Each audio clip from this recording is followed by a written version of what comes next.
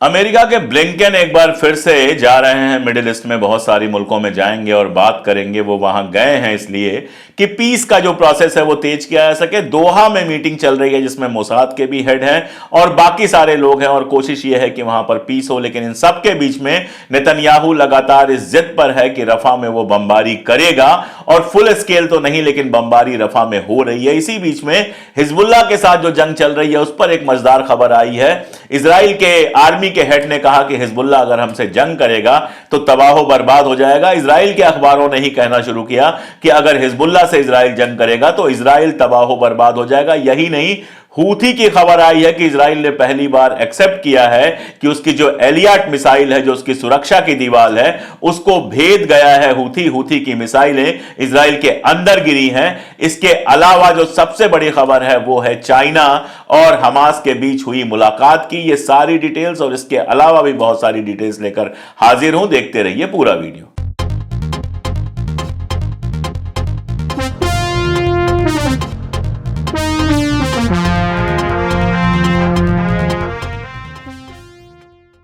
नमस्कार, मैं अशोक कुमार पांडे और स्वागत है आपका टीसीएच पर। आप जानते हैं कि फलस्तीन को लेकर हम लगातार अपडेट दे रहे हैं। कई लोग कहते हैं कि आप गजा क्यों नहीं कहते हैं, फलस्तीन क्यों हमेशा कहते हैं। वो इसलिए ताकि दुनिया ये भूल ना जाए कि गजा और वेस्ट बैंक जो हैं वो उस फलस्तीन का बचा हुआ हिस्सा है जो हर फलस्तीनी का ख्वाब है। वो ऐतिहासिक जो गद्दारी है, ऐतिहासिक जो क्राइम है फलस्तीन के लोगों के साथ, वो याद रहे लोगों को कि किस तरह से अमेरिका की सरपरस्ती में, यूरोप की सरपरस्ती में इजराइल नाम के एक ऐसे मुल्क ने जो वजूद में ही आता है 1948 में, उसने फलस्तीनियों को उनकी ही जमीन से ऐसा दखल किया कि अब वो सिर्फ कुछ टुकड़ों में रह गए हैं, एक गजा पट्टी में और एक वेस्ट बैंक। और अब उसकी साजिश ये है कि कैसे भी इन इलाकों से इनको बाहर किया जाए। खैर, शुरुआत करते हैं एक ऐसी खबर से जिसको सुनकर, जिसको देखकर मेरी आंख भर आई थी। आपको लामा नाम की एक बिटिया याद होगी, एक लड़की याद होगी जिसके बारे में मैंने आपको बताया था। लामा पत्रकार बनना चाहती है और इसी उम्र से वो पत्रकारिता कर रही है। प्रेस का अपने ऊपर वो सारा कुछ लगाकर वो जाती है, बच्चों से बात करती है, बड़ों से बात करती है और प्रेस रिपोर्टर की तरह काम करती है। ये लड़की जो प्रेस रिपोर्टर की तरह काम कर रही है, इसको भी अपना घर खाली करना पड़ा था। अपना घर खाली करके ये लड़की चली आई थी रिफ्यूजी कैंप में। अभी कल वो अपने घर में दोबारा गई देखने के लिए कि आखिर मेरा घर कैसा है। घर एक ऐसी चीज होता है कि आदमी दुनिया में कहीं चला जाए, 5 स्टार होटल में रुक जाए, कहीं रुक जाए, लेकिन लौट के 4 दिन बाद वो अपने घर आना चाहता है। वो बच्ची भी देखने गई थी कि उसका घर कैसा है और जो उसने देखा वो स्क्रीन पर आप लगातार देख रहे होंगे। बता रही है वो कि इस जगह पे मेरा बेडरूम हुआ करता था जहां मैंने अपना पहला वीडियो बनाया था। अपने घर के बारे में बता रही है और उसका घर अब एक खंडहर में तब्दील हो चुका है। यह हकीकत फलस्तीन के लगभग हर इंसान की, हर बच्चे की आज है कि जो कभी खूबसूरत घर में रहता था, घर में सारी सुविधाएं थी, कमरे थे, रोशनी थी, एयर कंडीशन था, खाना था, पीना था, मां थी, बहन थी, बाप थे, भाई थे, वो यतीमों की तरह अलग अलग रिफ्यूजी कैंप में रहने को मजबूर है। लामा शायद तकदीर वाली है कि वो जिंदा है। बहुत सारे बच्चे तो कहीं भूख से और कहीं गोली और बमों से मारे गए हैं। मैं आपको एक आंकड़ा बताऊंगा तो आपको आश्चर्य होगा। 2019 से लेकर 2022 यानी 3 सालों में सारी दुनिया में जितनी जंग हुई है उस जंग में मारे गए बच्चों की संख्या है 12,193 यानी 12,193, जबकि अकेले गजा के अंदर पिछले 4-5 महीनों में 12,300 यानी 12,300 से ज्यादा बच्चे मारे गए हैं। और कैसी दुनिया बनाई है हमने जिसके हुक्मरान खामोशी से सारा कुछ देखते चले जा रहे हैं। अबू उबैदा, आप जानते हैं अल कासम की जो मिलिट्री विंग है, अल कासम हमास की, उसके चीफ हैं। उनका कल एक वीडियो आया, वीडियो स्टेटमेंट आया। वो वीडियो आप स्क्रीन पे देख पा रहे होंगे। उस वीडियो में वो सवाल कर रहे हैं कि अरब मुल्कों से, जो आसपास के अरब मुल्क हैं, उन मुल्कों से हम ये नहीं कह रहे कि अपने हथियार भेजो, अपने टैंक भेजो, अपनी आर्मी भेजो, अपनी लड़ाई तो हम खुद लड़ ही रहे हैं, लेकिन क्या इतना भी उनसे नहीं हो सकता कि यहां के लोगों के लिए एक्स्ट्रा सहायता, एक्स्ट्रा इमदाद भेज सके? जो लोग भूखे हैं, परेशान हैं, उनके लिए इमदाद भेज सकें। इस्लाम की बात करते हैं ये अरब मुल्क, दुनिया भर की बातें करते हैं। इस्लाम की जो सबसे मुकद्दस धरती है फलस्तीन, जहां उनकी अल अक्सा मस्जिद है, क्या नहीं है, उस जगह को कब्जा होते जाते देख, उस जगह के लोगों को लगातार मरते देख उन्हें जरा भी शर्म नहीं आती है? ये सवाल पूछ रहे हैं अबू उबैदा। और जब मैं ये वीडियो देख रहा था उसी बीच में ये एक तस्वीर मुझे दिखाई दी, जो तस्वीर, कई बार कहते हैं ना कि जबान को जो कहने में बहुत सारे लफ्ज खर्च हो जाते हैं, एक छोटी सी तस्वीर वो कह देती है। एक तरफ अरब मुल्कों के रईस हैं जो इफ्तारी में शानदार खा पी रहे हैं, और दूसरी तरफ फलस्तीन के बच्चे हैं जिनके जिस्म से मांस खत्म होता जा रहा है, जो हड्डियों के ढांचा बनते जा रहे हैं। एक रिपोर्ट आई थी और वो रिपोर्ट पढ़ के रूह कांप गई मेरी, जो ये बताती है कि फलस्तीनी बच्चे इतने कमजोर हो गए हैं कि वो चीख भी नहीं पा रहे और दुनिया का कारोबार ऐसे ही चल रहा है। मस्जिदें तोड़ दी गई हैं, घर तोड़ दिए गए हैं, सब कुछ तोड़ दिया गया है। मैं बार बार दोहराता हूं, पता नहीं कितनी तस्वीरें आप अभी तक देख चुके हैं, लेकिन जो उनके पड़ोसी हैं, जो उनके बगल में हैं, उनको इतनी भी दया नहीं आ रही है कि और कुछ नहीं कर सकते तो कम से कम इमदाद बढ़ा दें। ऑस्ट्रेलिया ने यूएनआरडब्ल्यूए की फंडिंग दोबारा शुरू कर दी। अरब मुल्क इतना तो कर ही सकते थे कि अमेरिका के हाथ खींच लेने की वजह से यूएनआरडब्ल्यूए में जो फंडिंग की क्राइसिस हुई है वो फंडिंग पूरी कर देते, ताकि गजा के फलस्तीन के बच्चों को भूख से नहीं मरना पड़ता। लेकिन क्या कर रहे हैं वो आप जानते हैं, उस बारे में बार बार बात करने का भी मन नहीं करता है। और मैं तो उससे आगे की बात कहता हूं कि यह मामला सिर्फ अरब मुल्कों का नहीं है। मेरे लिए फलस्तीन किसी धर्म का मामला नहीं है। अगर किसी धर्म का मामला होता, केवल इस्लाम का मामला होता, तो मुसलमान फलस्तीन पे बात करते, मेरे जैसे आदमी को बात करने की क्या जरूरत है। मेरे लिए फलस्तीन एक सभ्य दुनिया में, एक ऐसी दुनिया में जो अपने आप को डेमोक्रेटिक कहती है, सभ्य कहती है, उस पर एक बदनुमा दाग की तरह है। एक ऐसा बदनुमा दाग जिसको सारी सभ्य दुनिया चुपचाप देख रही है। दुनिया में जहां भी जंग हुई, जहां भी तबाही आई, कहीं सुनामी हुआ, कहीं अर्थक्वेक आया, कहीं कुछ हुआ, कहीं कुछ हुआ, सारी दुनिया से इमदाद पहुंची, चाहे वो हिंदुस्तान हो, चाहे कोई भी मुल्क हो। वहां जब भी कोई तबाही आई है, सारी दुनिया से इमदाद पहुंची है। और यह कोशिश की गई है कि हादसे में जितने लोग मारे गए, हादसे में जो कुछ हुआ वो तो ठीक है, लेकिन हादसे के बाद जो लोग बच गए हैं उनके सर पे छत मिल सके, उनको रोटी मिल सके, वो इज्जत की जिंदगी जी सके। ये एक सभ्य समाज का तरीका होता है। एक सभ्य समाज में, एक सभ्य इंटरनेशनल सोसाइटी में यह तरीका होता है कि जो मुश्किल में आए उसकी मदद करे। लेकिन यहां फलस्तीन की मदद के नाम पर तमाशा किया जा रहा है।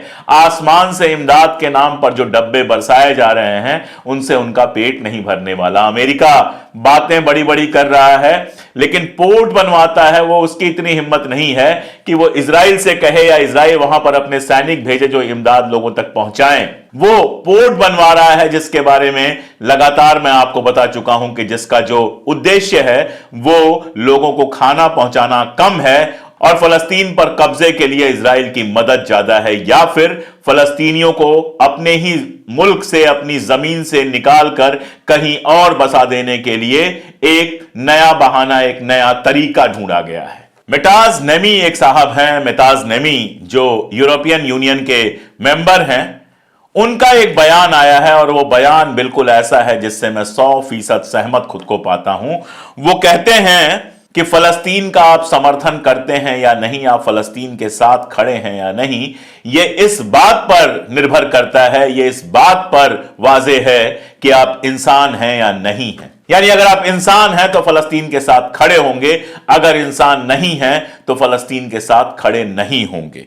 और न तो मेताज मुसलमान है, न मैं मुसलमान हूं। अगर मेताज, जिस यूरोपीय यूनियन के ज्यादातर लोग इजराइल के साथ खड़े हैं, वहां की संसद में खड़े होकर यह बात कह सकते हैं, तो आप यकीन जानिए कि यह मामला सिर्फ मुसलमानों का मामला नहीं है, यह मामला पूरी दुनिया के हक पसंद लोगों का है। ऐसे ही जोसेफ बोरेल है, जो यूरोपीय यूनियन के विदेशी मामलों के प्रमुख हैं, वो भी लगातार फलस्तीन का समर्थन कर रहे हैं, वो भी लगातार इस तरह का बयान दे रहे हैं। और क्यों ना दे बयान, जब दुनिया भर के एक्सपर्ट ये कह रहे हैं कि जितनी तेजी से अकाल जैसी स्थिति फलस्तीन में आई है, उतनी दुनिया में कहीं नहीं आई। और ये जो अकाल आया है, ये जो भूखमरी आई है फलस्तीन के अंदर, वो किसी नेचुरल डिजास्टर से नहीं आई है। प्रकृति ने कुछ ऐसा नहीं किया है, ना तो वहां पे भूकंप आया है, ना वहां पे बाढ़ आई है, ना वहां सुनामी आई है, ना सूखा पड़ा है, ऐसा कुछ नहीं हुआ है।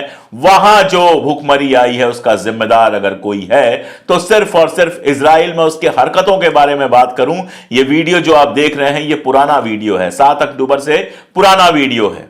पानी का सोर्स, जहां से पानी निकलता है, उसको सीमेंट से भरा जा रहा है ताकि फलस्तीनियों को पानी ना मिल सके। ये हरकतें जिस मुल्क ने की हैं, अजीब सी बात है कि दुनिया के तमाम सभ्य मुल्क जो अपने आप को डेमोक्रेटिक और सभ्य कहते हैं, उस मुल्क के साथ खड़े हैं। बच्चे मर रहे हैं, औरतें मर रही हैं, और ये मुल्क कह रहे हैं कि इजराइल के पास सेल्फ डिफेंस का अधिकार है। लेकिन जिस तरह से लगातार जनता का प्रेशर पड़ रहा है, बहुत सारी जबानें बदली भी हैं। ये एक वीडियो मैं आपको दिखाना चाहता हूं, और ये वीडियो वाकई आपके रोंगटे खड़े कर देता है। अकेला बंदा है जापान में इसके अलावा बड़े जुलूस भी निकले हैं, लेकिन यह अकेला बंदा है जो जापान की एक सड़क पर उतरकर फलस्तीन को सपोर्ट कर रहा है। अकेला बंदा सड़क पर उतरकर या बोलकर या लिखकर सपोर्ट करने के लिए और कुछ नहीं चाहिए होता है, हिम्मत चाहिए होती है, और चाहिए होता है ईमान, ताकि आप हक के साथ खड़े हो सकें। सारी दुनिया में इस तरह के विरोध चल रहे हैं।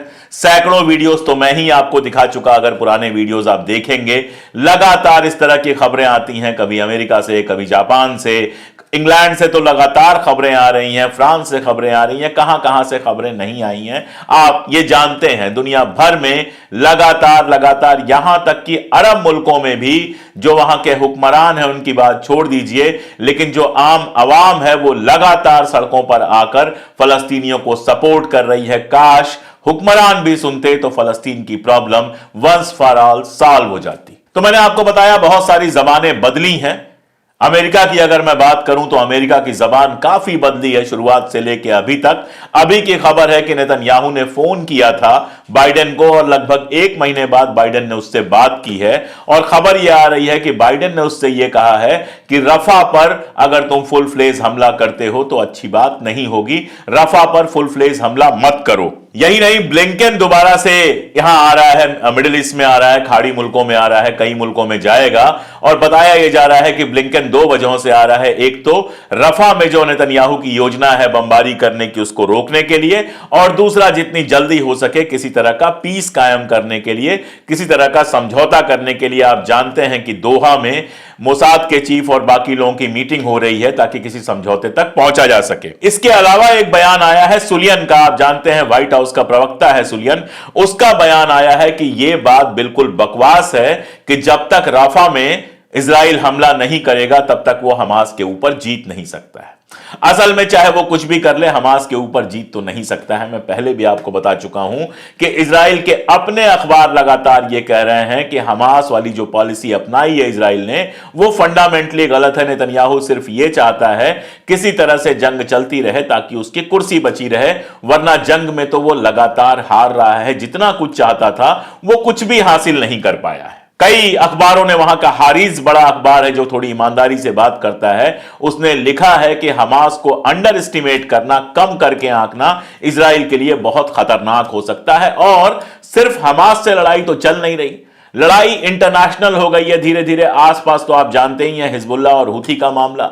हिजबुल्ला को लेकर आईडीएफ जो है, इजरायली डिफेंस फोर्स, उसके चीफ ने बयान दिया कि हिजबुल्ला जो है अगर हमसे पूरी जंग करेगा तो स्टोन एज में चला जाएगा, यानी पूरी तरह से तबाह बर्बाद हो जाएगा। इजराइल के ही अखबारों ने जवाब दिया कि ये बकवास बंद करो, हम जानते हैं कि अगर जंग हुई तुम्हारी हिजबुल्ला से फुल फ्लेज तो लेबनान का क्या होगा ये तो नहीं पता, लेकिन इजराइल जरूर तबाह बर्बाद हो सकता है, स्टोन एज में लौट सकता है। यानी हिजबुल्ला से जो फ्रंट खुला हुआ है उस फ्रंट पे खतरा कितना ज्यादा है आप समझ सकते हैं।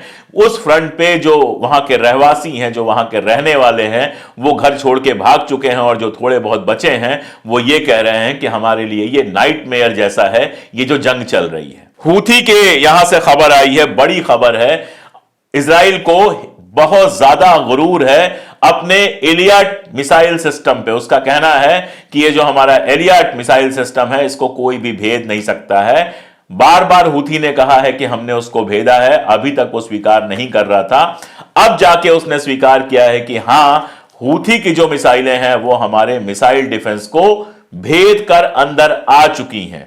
अब अंदर आने के बाद क्या तबाही हुई है, कितने लोग मारे गए हैं, यह तो इजराइल कभी नहीं बताता, तो नहीं बताएगा। लेकिन अगर मिसाइल सिस्टम भेदा गया है और अंदर हथियार आए हैं, अंदर मिसाइलें आई हैं हूथी की, तो निश्चित तौर पर इजराइल को भी नुकसान हुआ होगा। हमास के साथ मैंने आपको बताया लगातार लड़ाई चल रही है, और इसी बीच में बड़ी खबर यह आई है कि हमास के जो नेता हैं इस्माइल हानिया, उनकी मुलाकात 7 अक्टूबर के बाद पहली बार चाइनीज जो दूत हैं उनके साथ हुई है।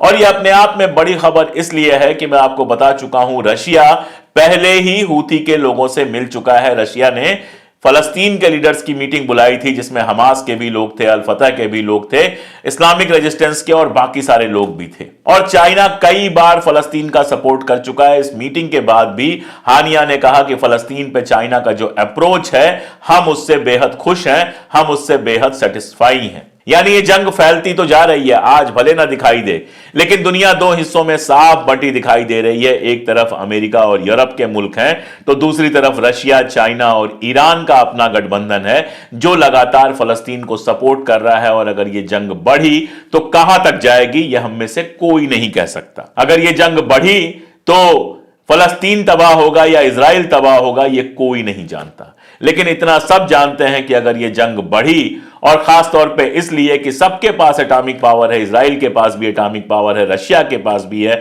चाइना के पास भी है, ईरान खुद एटॉमिक पावर के बहुत नजदीक आ चुका है। अगर यह जंग बढ़ी और एटॉमिक पावर का इस्तेमाल हुआ तो दुनिया का क्या होगा, यह भी हम नहीं जानते हैं। लेकिन लालच एक ऐसी चीज है जिसके चलते दुनिया की तबाही की तरफ कम से कम अमेरिका के नेताओं का कोई ध्यान नहीं है। मैंने आपको बार बार AIPAC के बारे में बताया। ये वीडियो अगर आप देखें जो स्क्रीन पे चल रहा है, AIPAC जो है वो यहूदियों की संस्था है, जो एक तरह से आप कह सकते हैं अमेरिकी इजरायली मैत्री का दावा करती है। लेकिन वो पूरा काम वहां पर करती है, जो लोग काम कर रहे हैं, जो लोग खास तौर पे इलेक्शन लड़ रहे हैं, उनको प्रभावित करने का, ढेर सारा पैसा इलेक्शन में लगाने का और अपने पसंदीदा कैंडिडेट्स को जितवाने का। अब तो वो ये खुलेआम दावा कर रहे हैं। यानी अमेरिका के अंदर विदेशी ये तय कर रहे हैं कौन चुनाव जीतेगा और कौन चुनाव हारेगा, और अमेरिका के नेताओं को शर्म नहीं है। AIPAC सीधे फंडिंग नहीं कर सकता है, लेकिन अपने लोगों से बड़े बड़े फंड दिलवाता है। और इसका असर क्या होता है? ट्रंप, आपको याद है डोनाल्ड ट्रंप, वो दोबारा चुनाव लड़ रहा है। डोनाल्ड ट्रंप का दामाद है कुशनर। जब डोनाल्ड ट्रंप राष्ट्रपति हुआ करता था, प्रेसिडेंट हुआ करता था, तो कुशनर विदेशी मामलात जो होते हैं उन पे सलाह देने वालों में बहुत इंपॉर्टेंट रोल पे था। कुशनर का हार्वर्ड यूनिवर्सिटी के कोई साहब जो हैं वो इंटरव्यू कर रहे थे, और उसमें उसने कहा कि अगर मैं इजराइल में पावर में होता तो गजा को पूरी तरह से समतल कर देता, गजा के सारे लोगों को मार देता, या फिर सिनाई में या कहीं और भगा देता, और गजा की जो जमीन है वो बहुत शानदार रिवर फ्रंट हो सकती है, बहुत कीमती रिवर फ्रंट हो सकती है, उसका फायदा उठाया जा सकता है। यानी वहां के 20-25 लाख लोग कोई मानी नहीं रखते हैं। मानी क्या रखता है? वहां का रिवर फ्रंट, जिसको बेच के बहुत पैसा कमाया जा सकता है। और कुशनर ये क्यों कह रहा है? इसलिए कह रहा है क्योंकि वो जानता है कि वहां पर जो ज्यूज हैं उनकी भी एक बड़ी संख्या बाइडेन को वोट देती रहती है। उन ज्यूज का वोट मिल सके, AIPAC ने निश्चित रूप से इसके लिए ट्रंप को या तो पैसे दिए होंगे या बाकी सारी चीजें की होंगी। तो इस बार ऐसा लगता है कि वहां की जो इजरायली लॉबी है वो ट्रंप को चुनाव जिताना चाहती है। और ट्रंप तो कई बार कह चुका है कि मैं अगर सत्ता में आऊंगा तो बिडेन से ज्यादा मदद करूंगा इजराइल की। ये सारे खेल चलते हैं पर्दे के पीछे, और भी खेल चलते हैं। खबर यह आई है कि इजराइल ने सैकड़ों फेक हैंडल्स बनवाए हैं, जिन फेक हैंडल से इजराइल का प्रोपोगेंडा चलाया जाता है। और ये कोई नई बात तो है नहीं, हम जिस मुल्क में रहते हैं हिंदुस्तान में, वहां फेक प्रोफाइल्स और सरकार का प्रोपोगेंडा जिस तरह से चलाया जाता है, हम सब लोग उससे परिचित हैं। तो फेक प्रोपोगेंडा चलाया जा रहा है, लेकिन उसके बावजूद हो क्या रहा है? अमेरिका का ये डेटा आप देख पा रहे होंगे स्क्रीन पे। वहां टिकटॉक की जो कंपनी है, टिकटॉक आप जानते हैं हिंदुस्तान में भी था, बाद में उसको बैन कर दिया गया। वहां पर सबसे ज्यादा जो वीडियो देखे जा रहे हैं वो फ्री पैलेस्टाइन के हैं। अगर ऊपर से आप देखते जाएंगे तो ज्यादातर वीडियोस वो देखे जा रहे हैं जिसमें फलस्तीन की आजादी की, सीज फायर की, बच्चों की हत्या रोकने की और इस तरह की बातें हैं। यानी एक तरफ आप फर्जी आरोप फैला रहे हैं, दूसरी तरफ आम लोग, टिकटॉक हमेशा आम लोग बनाते हैं, आम लोग लगातार फ्री पैलेस्टाइन की बात कर रहे हैं। यानी अमेरिका की जनता का बड़ा हिस्सा जो है वो फ्री पैलेस्टाइन के साथ खड़ा हुआ है। और फिर इस बात में आपको आश्चर्य ही क्या हो कि AIPAC ने बाकायदा वहां एक अभियान चलाया हुआ है कि टिकटॉक को बंद करा दिया जाए, क्योंकि मीडिया पर तो पूरा अधिकार उसका है, वहां की गोदी मीडिया उसके पास है, पैसा उसके पास है, नेता वो खरीद लेता है तो उसकी जबान बोलना शुरू कर देते हैं, अखबार उसकी जबान बोलते हैं, जनता की जबान बोलता है टिकटॉक। इसीलिए टिकटॉक को वो रोकना चाहता है, बंद। मैंने खुद यहां पर जो ढेर सारे वीडियोस दिखाए हैं वो ट्विटर पे पोस्टेड हैं, जो टिकटॉक से पोस्ट किए गए हैं। तो अगर टिकटॉक खत्म हो जाएगा, जनता नहीं बोल पाएगी, तो नेताओं के ऊपर उस तरह का प्रेशर नहीं पड़ेगा जिस तरह का प्रेशर आज पड़ रहा है। आप देख रहे हैं कितना बड़ा खेल है। और इसके बावजूद अमेरिका में इंटरनेट पे सबसे ज्यादा ट्रेंड क्या कर रहा है? ट्रेंड कर रहा है how to donate for Gaza. Gaza के लिए कैसे दान दिया जा सकता है, कैसे इमदाद दी जा सकती है, कैसे डोनेशन दिया जा सकता है। इसका मतलब क्या है? अमेरिका में जो नागरिक हैं वो बड़ी संख्या में गजा के लोगों की मदद करना चाहते हैं। ये सारे वीडियोस देखकर, ये सारी चीजें देखकर उनके दिल में ये जज्बा पैदा हुआ है कि गजा में जो लोग परेशान हाल हैं उनकी मदद की जाए। आप भी अगर चाहें तो ये सर्च करके उनकी मदद करें। बहुत सारी संस्थाएं हैं जो गजा के लोगों की मदद कर रहे हैं। UNRWA को भी आप सीधे फंड कर सकते हैं। ये सब मैं आपको बता चुका हूं। और ये मैंने आपको क्यों बताया? अभी इसलिए बताया कि हुक्मरान की ताकत जितनी भी हो, जनता की ताकत कम नहीं होती। आज हम सोशल मीडिया पे बैठ के जो बात कर पा रहे हैं, आज सोशल मीडिया पे मैं लगातार जो अपडेट्स आपके पास पहुंचा पा रहा हूं, वही तो है जनता की ताकत। और इसीलिए जरूरी है फलस्तीन के बारे में बोलना बंद ना किया जाए। हो सकता है आप बोर हो जाएं, हो सकता है आपको लगे क्या रोज रोज एक ही बात सुनना। बात एक तो नहीं है, रोज नई अपडेट्स देता हूं, लेकिन हां, दर्दो सितम की कहानियां कहां से बदल दूं, वो कहानियां तो वही हैं जो हैं। जैसा है वैसा ही सुना सकता हूं आपको, क्योंकि सच कहने का वायदा किया है आपसे भी और खुद से भी। लेकिन लगातार फलस्तीन की बात करते रहना जरूरी है। हमें लगता है कि इसका कोई खास मतलब नहीं है, लेकिन है इसका खास मतलब यही है जिससे सारी दुनिया में आवाजें जा रही हैं कि जनता फलस्तीन के साथ खड़ी है, हुक्मरान कहीं हो, अवाम फलस्तीन के साथ खड़ी है। यूरोप में भी, एशिया में भी, मिडिल ईस्ट में भी, साउथ अफ्रीका में भी, अफ्रीका में भी, हर जगह से ये आवाजें आई हैं। हमारे और आप जैसी छोटी छोटी आवाजें आई हैं। इसीलिए आपसे आज अपील है मेरी कि जिस भी सोशल मीडिया पे एक्टिव हैं, उस सोशल मीडिया पे लिखिए। अगर आपको लगता है मेरा वीडियो शेयर करना जरूरी है तो मेरा वीडियो शेयर कीजिए। अगर आपको लगता है अपनी तरफ से कुछ लिखना जरूरी है तो अपनी तरफ से लिखिए। अगर इसका कोई हिस्सा अच्छा लगता है तो वो स्क्रीनशॉट लेकर लगाइए और कमेंट में ये जरूर लिखिए, कुछ भी लिखिए। लेकिन अगर आप फलस्तीन की आजादी के पक्ष में हैं तो उसके बाद फ्री पैलेस्टाइन जरूर लिखिए। जहां तक अंग्रेजी में लिखिए फ्री पैलेस्टाइन, ताकि जहां भी ये जाए लोग समझ सकें कि हिंदुस्तान के अंदर और दुनिया भर के अंदर बहुत सारे लोग हैं जो चाहते हैं फलस्तीन की आजादी। तो बताइए आप कहां से हैं, किस इलाके से हैं, और साथ में लिखिए फलस्तीन को आजाद करो, फ्री पैलेस्टाइन। ये बेहद जरूरी है। लिखिए, जुड़िए, ज्वाइन कीजिए। सुपर थैंक्स आप हमें दे सकते हैं, हमारे वीडियोस को शेयर कर सकते हैं, सब्सक्राइब तो कर ही लीजिए। हमारी ताकत बनिए। आप हमारी ताकत बनेंगे तो हम उन लोगों की आवाज बनेंगे जो हक की लड़ाई में लगातार लगे हुए हैं। और हम और आप जब मिलकर एक आवाज में बोलेंगे तो दुनिया जरूर थोड़ा बहुत बदलेगी। आज के लिए बस इतना ही। आगे भी लगातार फलस्तीन पे मैं बात करता रहूंगा। जुड़े रहिए। बहुत शुक्रिया।